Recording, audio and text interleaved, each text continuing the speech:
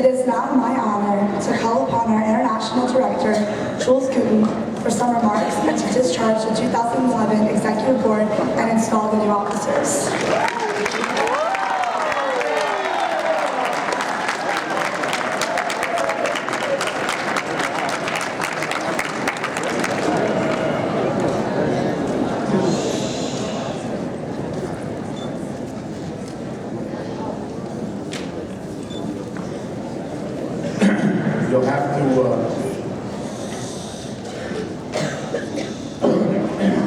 You'll have to bear with me because the music has been so loud at this convention that I have to speak loudly in order to be heard. No offense, Dave. I'll cut it out. No offense to David Goldstein, who does such an outstanding job along with Zach.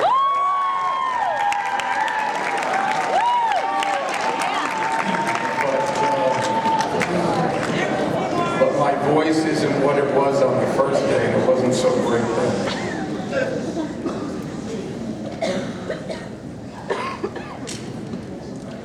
Friends, before I discharge the 2011 Executive Board and install our 2012 officers, I want to share a few last thoughts with you. Since aside from some quick parting thoughts during closing session tomorrow, this will be my final opportunity to speak with you as USY Director. I want to begin with a bracha. Normally, the bracha I have chosen is recited when one recovers from a serious illness or successfully completes a long journey. While the past 40 years as a member of the USY staff have most certainly not been an illness, the 48 years which have passed since I first joined USY certainly qualify as a long journey. But I actually chose the bracha for the beautiful words which capture my sense of gratitude, my gratitude to God at this moment. Baruch atah Adonai, Eloheinu melech haolam, Hagomel l'chayavim tovot, shegmalani kol tuv. Blessed are you, Adonai our God, ruler of the universe, who grants favors to those who are undeserving, and has shown me every kindness. That's pretty much how I feel. I've been so richly blessed in so many ways, and often feel I do not merit the good fortune and words of thanks and praise which come my way. For sure, life brings ups and downs. Along with happiness, there is sadness and loss. But that's the normal cycle of life. Yet overall, I've been truly fortunate. This long journey began at Temple Emmanuel in Paterson, New Jersey in September 1963. My sister Carol, of blessed memory, urged me to join USY. I suspect every one of us has similar stories of someone encouraging us to join, or of someone reaching out to us. Remember that, because I'll refer to it again in a couple of minutes. To be honest, this probably won't come as a surprise, I was pretty nerdy. So yeah, I told you it wouldn't come as a surprise. I wasn't into sports, still not. I wasn't into sports or the latest music. In 9th grade, I was still short and chubby. I was a day school student entering a public high school. It wasn't a very happy time. In USY, I found acceptance.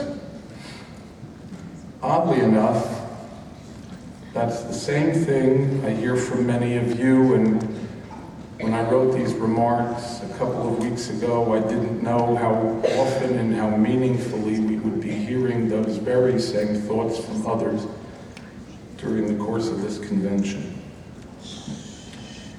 Many of today's USYers join because USY provides a welcoming environment for all sorts of different people.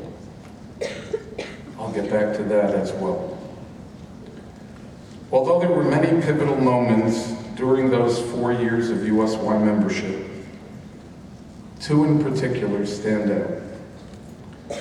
They provided lessons which have remained with me ever since. The first took place at Hagalil's Fall Convention in November 1963. It was held at Oheb Shalom in South Orange, New Jersey. I was a 9th grader. The only people I really knew were from my chapter. There were hundreds of other kids there. I suppose it was an okay experience, but I was kind of lonely. Then it was time for Shabbat Mincha. The person who was supposed to lead wasn't there. The religious chair, a guy named Harry Silverman, was frantically looking for someone to lead the service. One of the regional vice presidents, Harold Berman, was from my chapter. He told Harry he was pretty sure I could lead. I actually knew the correct nusach, having led it a number of times at the minyan held at my day school on Shabbat. So here I was, a 9th grader, unknown to anyone but some people from my chapter, leading Shabbat Mincha for hundreds of kids. For me, that moment was life-changing. Afterwards, people I didn't know came over to me to wish me Yasher Koach. And for the rest of the convention, I was on a high. It ended up that I kept coming back. Oh, and that guy, Harry Silverman, he became a cherished colleague and friend at United Synagogue for many years. And Harold Berman, he became a rabbi serving for many years in Columbus, Ohio. You may know him as the father of past international president Adam Berman. The second experience was in 10th grade and has something to do with a piece of paper that you should be able to see on the screen there. It's from December 1964, and at least two other people in this room, my cousins David and Myra, received a similar slip of paper from the same convention. It's a registration receipt for USY's 14th Annual International Convention held in Chicago. That was the 14th convention, and as you know, this is our 61st. I've been to every one from that convention to this convention. I still find it hard to believe, but that's not why I held on to that receipt. And that's not why I keep that receipt framed on my desk. I keep it there as a reminder of what it was like to walk into opening session, what it was like to to celebrate being Jewish with my peers from all over North America. I don't keep it there for nostalgic purposes. I keep it there to remind me that there is a new group of USYers every year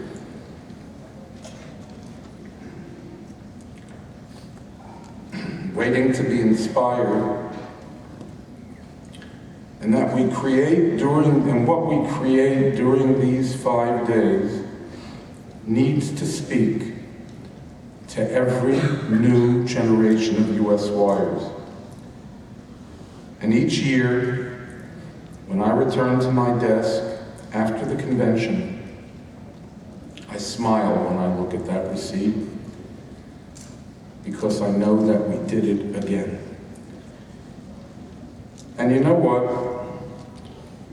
That story repeats itself all across North America when USYers return from encampments and kinnusim, from wheels and pilgrimage, from visiting friends in far-flung communities, because much of what we have to offer is timeless.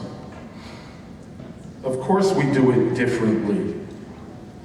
Aside from the ruach and excitement, much of what we did at that convention in 1964, or even the conventions 5, 10, or 15 years ago, wouldn't work this year, wouldn't work in today's world. Times change, techniques change, and today things change more rapidly than ever. But some things don't change. Back in the beginning, I spoke about how I became involved. That hasn't changed. I became involved because someone reached out to me and pulled me in. In my case, it was my sister. Think about who it was in your case. We're not going to grow. We're not going to attract more people unless each one of us reaches out and brings them in. It was not a foregone conclusion that I would join USY. In fact, we weren't even members of Temple Emmanuel. We were members of another shul. The lesson I learned from my fellow USYers at Temple Emmanuel in Patterson was how important it is to provide a welcoming and accepting environment for everyone. Time after time, and we've heard it here this week, USYers tell us that USY provides that safe space they can't find anyplace else. That place where they can simply be themselves. We must never forget that in our chapters and regions, we must never forget those USYers. It's more than just reaching out. It's inclusion, warmth, community. That's a very important part of who we are. The lesson I learned at that fall convention as a 9th grader was how important it is to know our members and to capitalize on each person's potential. Every person who walks in the door has something unique and special to offer.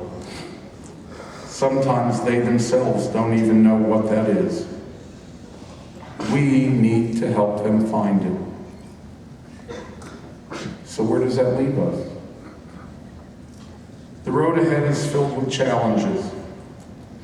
I wish I could say that we're stronger than ever, but we all know that wouldn't be entirely true.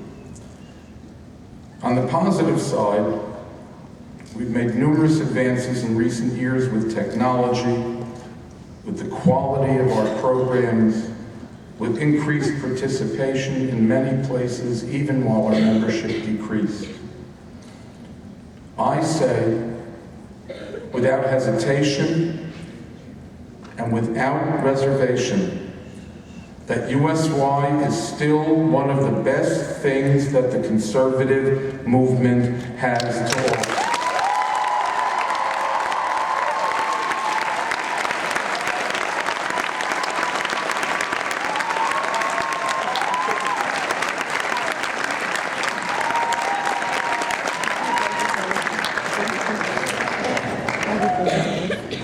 But the high quality of what we do is not enough. Numbers are also important. In fact, they're far more important than most of us realize. And I'll tell you why. First of all, in order to appreciate the quality of what we do, you have to experience it. Many of those who sit and evaluate what we do have never shared these experiences. All they see are cold, hard facts. And those facts are primarily based on numbers. Some have drawn the mistaken conclusion that our continued decline in membership means that USY has lost its appeal, that we no longer have anything to say to the teens in our movement. You and I know it isn't so. But the only way we're going to be able to change their opinion is to change the numbers. And we need to do it before someone decides that USY is no longer worth the effort. That, my friends, would be a tragedy. And we can't let that happen. So here's what we need to do. First, we need to adopt those same techniques of personal outreach that I mentioned before. Electronic social networking alone just doesn't cut it in this case. Facebook messages and tweets cannot replace real, live, human contact. That takes a lot more effort. But as we learn in the 5th chapter of Pirkei Avot, L'fum Tzara Agra, according to the effort is the reward. The rewards of our outreach efforts will be great if the effort is significant. The time for talking about membership growth is long past. Either we act now or accept the consequences of our inaction. You also need to let your voices be heard. I'm pretty sure that many of us will leave this convention energized and filled with enthusiasm. That enthusiasm needs to be shared. Post it on Facebook, send out your photos, ask your rabbi or your shul president for time to talk about your experiences with the congregation, with the synagogue board. Don't take no for an answer.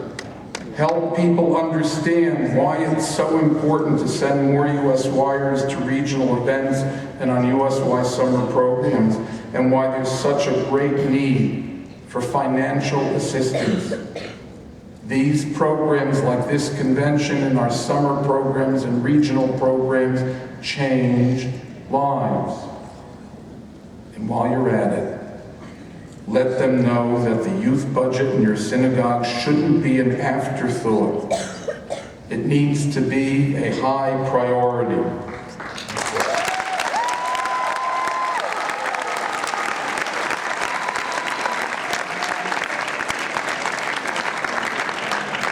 Needs to be regarded as a solid investment. We know that. Now we have to make sure that those who can help also know. When Moshe was first approached by God to lead the Israelites out of Egypt, and when God specified the role he was to play, Moshe's response was, Mi Anochi. Who am I? Eventually, God convinced him to lead. Don't stand around asking me, Anochi, who am I? You know who you are. Moshe's initial response, when God called to him, before he told him why he was calling him, Moshe's first word was identical to Abraham's when God called to him. He said, Hineni. He said, I'm here. I'm ready. That needs to be our response. Hineni needs to be our response. Together, you have the potential to be a powerful, positive influence as long as you have the will and as long as you have the confidence.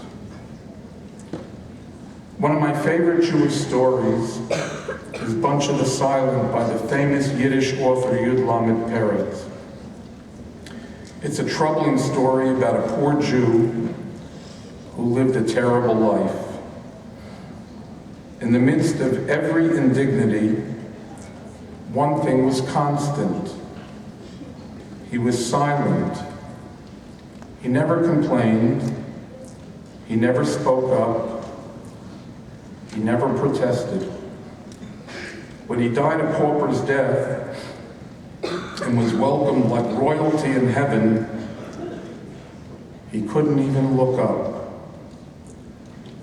God spoke to him gently, telling him, perhaps you yourself did not know that you could cry out. You were unaware of your slumbering strength. USYers, we too are unaware of our slumbering strength. We could choose to point fingers and blame someone else for our problems. In the end, if we don't use our slumbering strength, we only have ourselves to blame. So let your voices be heard. Be loud and be clear.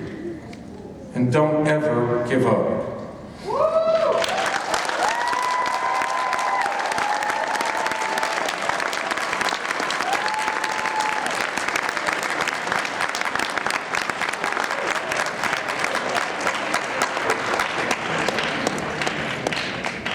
I could have used these few minutes to thank many people who deserve my sincere gratitude. I owe so much to so many. I'm not here on my own merit. I'm here only because of the support and encouragement I received from colleagues, family, and friends. While that may have been more sentimental, perhaps more emotional, I decided to go in a different direction. You know, I even wrote out all those thank yous and realized they were far too cumbersome and too time-consuming. I communicated with many of those people by email last week, explaining my decision not to mention any of them in my remarks this evening. Besides thanking God, as I did when I began, I want to thank you and the USYers, and those, I want to thank you, the USYers, and those who came before you. In some cases, that includes your parents, who were USYers themselves when I first joined the USY staff. Working with you has been an incredible privilege. Your creativity, your passion for Judaism, your ruach, your commitment inspire me day after day. Even during difficult and challenging times, I'm uplifted by all that you represent. Every time I have the great privilege of teaching a group of USYers, I'm reminded of Rabbi Hanina's beautiful statement in Masechet Ta'anit, and I thought of it just on Monday when we shared that incredible Beit Midrash experience. And that statement of Rabbi Hanina's has been proven to me time and time again. Harbe lamadati mirabotai, umechaverai yoter mirabotai, v'talmidai yoter mikulam. I've learned much from my teachers, even more from my colleagues, but I have learned the most from those I have taught. You and the USYers I have encountered these past 40 years have taught me about tolerance, acceptance, and Jewish values.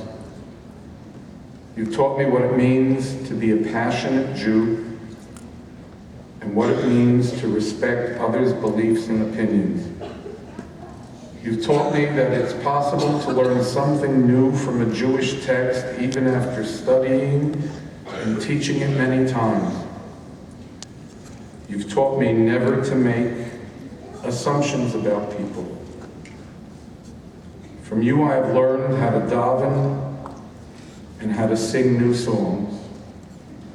And at the age of 61, you've taught me that it is still possible to learn something new each day. In a few minutes, I'll discharge this year's executive board as I've done for the past 20 years. I'll talk about this not being an end, but merely another step along the way. And so it is with me. It's the end of a chapter in the book, but there's more to come. New challenges, new opportunities, and new experiences. Stay tuned. The best is yet to come. Thank you.